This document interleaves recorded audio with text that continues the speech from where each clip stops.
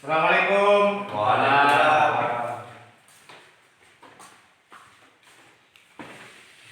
Terima kasih. Selamat pagi, anak-anak. Pagi, Pak. Sebelum itu saya mau cek konsentrasi dari kalian. Ya. Ya, Pak. Boleh berdiri? Oke, ketika Bapak jatuhkan tangan, kalian tepuk. Ya. Kemudian ketika tangan Bapak mengepal, kalian bilang du. Oke?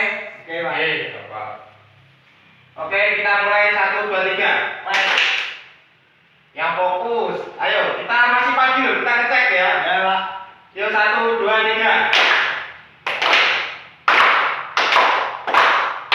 Durung. Durung. Durung. Durung. Durung. Ya, tepuk tangan buat kalian depan. Terima kasih ya. Saya ulangi. Assalamualaikum warahmatullahi wabarakatuh. Waalaikumsalam warahmatullahi Sebelum kita mulai pelajaran hari ini, mari kita buka dengan surat Fatihah. Semoga hari ini diberi kelancaran dan keberkahan. Selanjutnya bisa Pak Rasulullah. Lamul Fatihah. A'udzu billahi minasyaitonir rajim. Bismillahirrahmanirrahim. Alhamdulillahi rabbil alamin. Ar-Rahmanir Rahim. Maliki yaumiddin. Iyyaka na'budu wa iyyaka nasta'in. Ihdinas siratal mustaqim. Siratal ladzina an'amta 'alaihim ghairil maghdubi 'alaihim waladdallin. Oke, masih ingat anak-anak untuk pelajaran minggu kemarin? Masih ingat apa enggak? Lupa. Kemarin kan kita membahas akhlak tercela. Ya, masih ada yang ingat akhlak tercela apa saja? Katakan, coba. Judi. Mabuk. Terus ria. Mas Am? Membantah orang tua. Mas Anwar? Berkata dulu. Jadi itu kurang lebihnya ya anak-anak untuk segala macam bentuk sifat atau perilaku tercela yang harus kita hindari. Ya. Dan untuk bab pada pagi hari ini kita akan belajar mengenai akhlak terpuji. Yang pertama kita akan belajar mengenai bagaimana berkata baik. Ya. Berkata baik dilakukan kepada orang yang lebih tua. Kemudian apa itu untuk anak-anak tahu contoh berkata baik seperti apa? Memakai bahasa yang baik, Pak. Contohnya seperti gini, memakai bahasa Jawa yang santun. Bahasa Jawa yang santun atau promonggil. Ya, kemudian apalagi selain bernada lembut, Berkata jorok, Pak. tidak berkata jorok, apalagi ada yang tahu? Mas Adi? Diam, Pak. Diam. Diam ketika apa? Ketika dinasihati, ketika dimarahi dan membantah. Iya. Ya. Oke. Jadi berkata baik adalah kita berbicara dengan lawan bicara dengan bernada sopan, lemah lembut, dengan kromo injil, dan ini ditujukan kepada orang yang lebih tua seperti kepada orang tua, kepada mbah atau kakek, kemudian kepada guru, kepada ustadz dan lain-lain. Kemudian hal-hal yang perlu diperhatikan dalam mendengarkan orang lain berbicara. Ada yang tahu? Belum Pak. Belum. Yang pertama, ya ini mendengarkan pembicaraan dengan sungguh-sungguh. Jadi nanti ketika kalian berbicara dengan orang tua, dengan guru, ya diperhatikan. Jangan seperti istilah bahasa Jawa mlebu kuping tengen, metu kuping. Oh, jadi tidak ada hikmah atau apapun yang bisa diambil dari perkataan itu. Bisa dipahami? Nah, kemudian yang kedua, memandang wajah lawan bicara dengan sopan. Ya, jadi maksudnya kita dengan lawan bicara jangan istilahnya memandang seolah-olah kita apatis atau bodoh amat. Ya, paham? Masa bodoh jangan. Ya, atau masa bodoh, pinter, mas juga. Kemudian tidak menyela pembicaraan. Nah, tahu, mengerti? Berarti Pak, Ya apa? ketika orang tua bicara, dengarkan dulu sampai selesai, jangan menyela pembicaraan Ya, dulu. betul sekali. Jadi jangan sampai ketika kita sedang berbicara ada kita menyela pembicaraan tersebut, dan itu merupakan salah satu contoh perbuatan yang tidak baik karena kita tidak bisa menghormati lawan bicara. Oke. Kemudian yang kedua, hormat dan patuh kepada kedua orang tua. Di sini saya ingin disebutkan beberapa contoh dari sikap hormat dan patuh kepada orang tua. Mulai dari Mas Andi. Gimana? Mematuhi perintah orang tua, Pak. Mematuhi perintah orang tua. Anwar, Kan disuruh orang tua. tidak membangkang. Kemudian Mas Aam, Mencium tangan orang tua. mencium tangan orang tua. Mas Zubed, Jangan berkata ah jangan berkata ah ketika ketika dimarahi atau disuruh atau mengeluh dalam hati. Oke, kemudian Mas Anam apa? Kok nggak tahu? Lah di rumah seperti apa? Ya, ya pokoknya hindari seperti yang disebutkan oleh teman-teman tadi. Jangan sampai kita membuat hati orang tua kita sakit. Ya. Karena bagaimanapun ada perkataan adalah surga di bawah telapak kaki ibu. Ya, jadi seperti itulah sikap yang harus kita miliki kepada kedua orang tua kita. Selanjutnya yang ketiga adalah hormat dan patuh kepada guru. Ya, perilaku hormat kepada guru atau orang yang memberikan ilmu pengetahuan kepada kita adalah sikap kita menghargai atas dasar beliau. Karena tanpa seorang guru, kalian mungkin tidak akan mengenal yang namanya huruf abjad atau huruf hijaiyah. Ya, bagaimanapun guru sangat berjasa dalam kehidupan kita. Dan menjadi guru adalah suatu pengabdian karena bagaimanapun guru memiliki amal yang tidak akan terputus ketika ilmunya diamalkan. Ya, Iya. bisa dipahami anak-anak?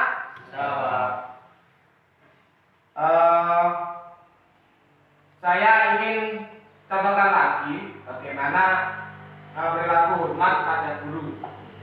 Salah satunya adalah bila guru menerangkan kita dengarkan, seperti kalian hari ini.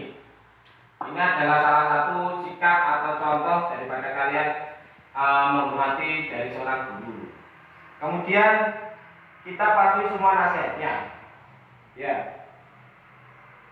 Jadi jangan sampai kita membangkang atau membantah dari nasihat guru.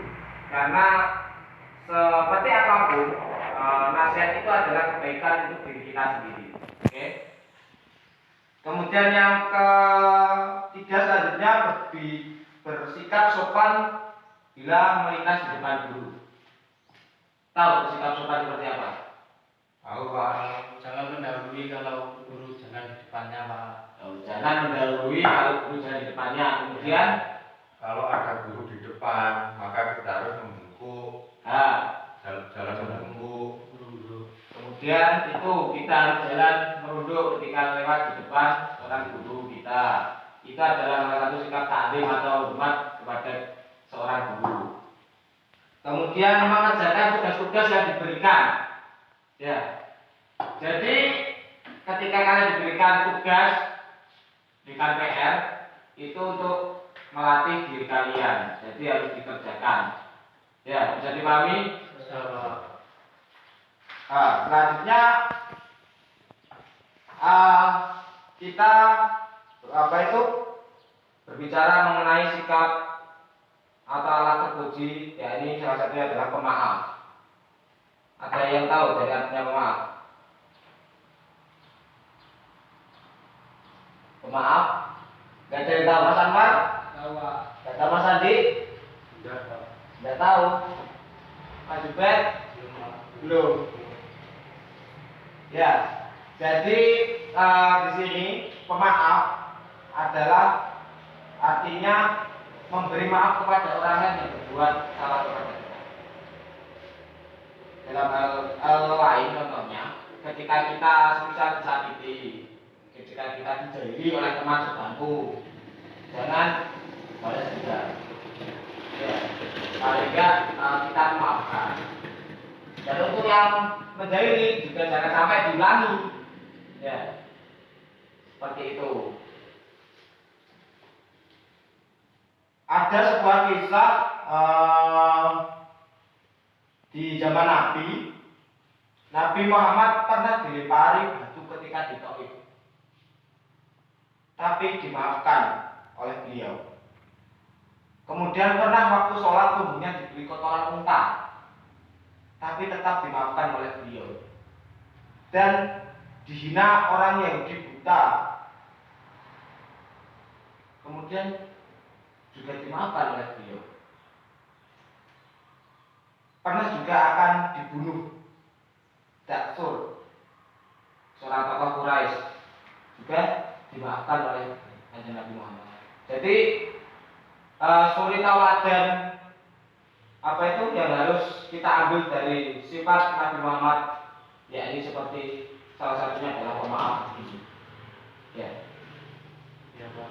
Bisa dipahami untuk anak-anak pada materi hari ini atau ada yang kurang jelas? Silakan ditanyakan. Ya, Pak. Itu ya saya mau tanya. Iya, Pak. Manfaat menjadi orang pemaaf itu apa, Pak? Manfaat menjadi orang pemaaf. Yang pertama, tentunya kita akan merasa lebih tenang.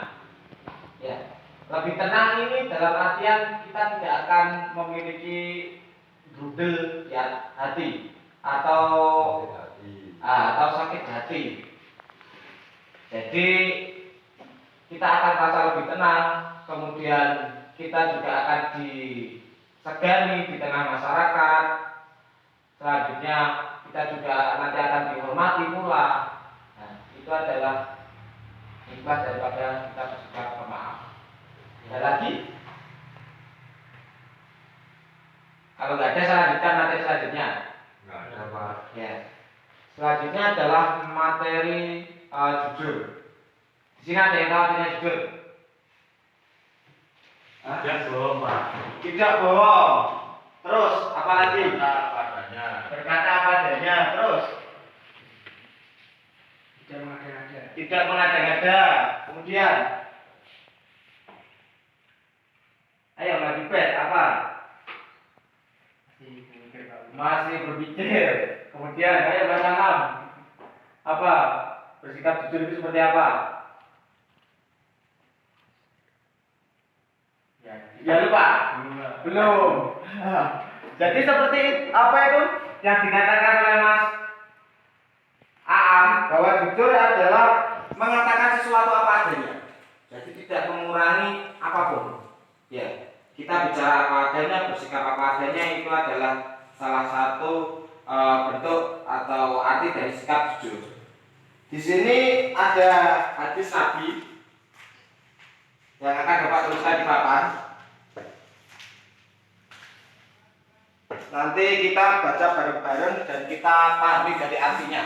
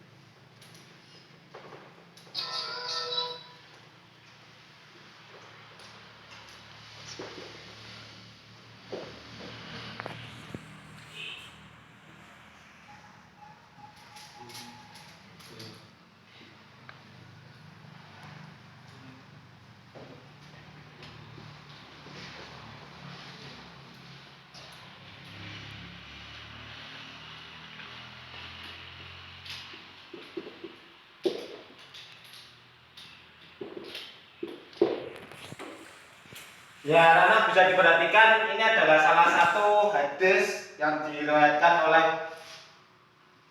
Muslim yang berkata, kata Nabi Muhammad bersabda, Inna sidqa yahdi ilal birri wa innal birra yahdi ilal jannah. Yang artinya sesungguhnya kejujuran itu akan mengarah kepada kebaikan dan kebaikan itu akan mengarah ke surga. Jadi perlu kita pahami bahwa sifat jujur, ya anak-anak, sifat jujur ini akan membawa kebaikan kepada diri kita. Dengan sifat jujur, tentu kita akan mengalami perubahan hidup yang drastis. Dalam artian di tengah masyarakat kita akan dihormati, kemudian kita akan dipercaya ketika ada amanah. Jadi seperti itu.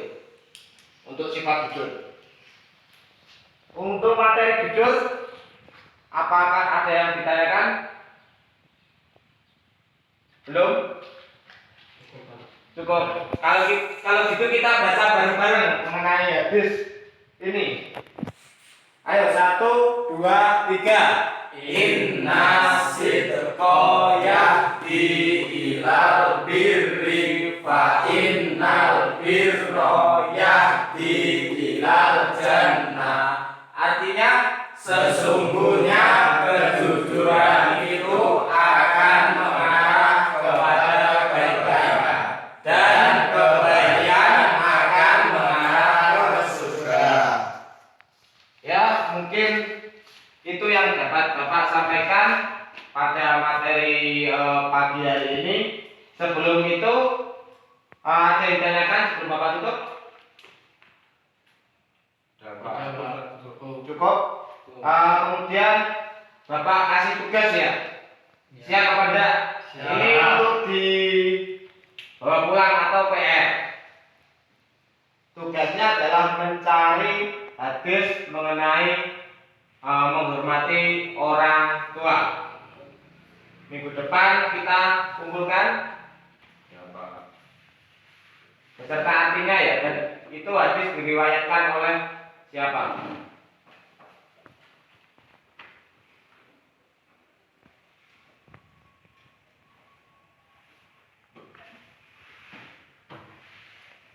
Baik, sekian dari Bapak. Sebelum Bapak tutup juga saya mau absen pada hari ini. Yang pertama untuk Mas Anam, Mas Aam, Mas Adi, Anwar, Zubair, ada yang tahu Mas Saifuddin? Sakit apa? Pak, tadi saya melihat Mas Saifuddin, Pak. Di mana? Main PS. Main PS. Iya, Pak. Oh ya udah, nanti saya mau konsultasi ke guru BK kalau gitu. Kamu lihat di mana? Tadi di perempatan sana, Pak. Perempatan. Iya. Sama siapa? Itu sendirian? Sama kakak kelas, Pak. Oh, kakak kelas. Ya. Jadi jangan sampai ya dicontoh dari perilaku atau alat tercela dari Abah Saifuddin. Ya. Kalau ketemu nanti ditegur. Terus pas besok masuk suruh nemui saya. Ya. Terima kasih. Sekian dari Bapak. Wabillahi taufiq wal hidayah. Wassalamualaikum warahmatullahi wabarakatuh.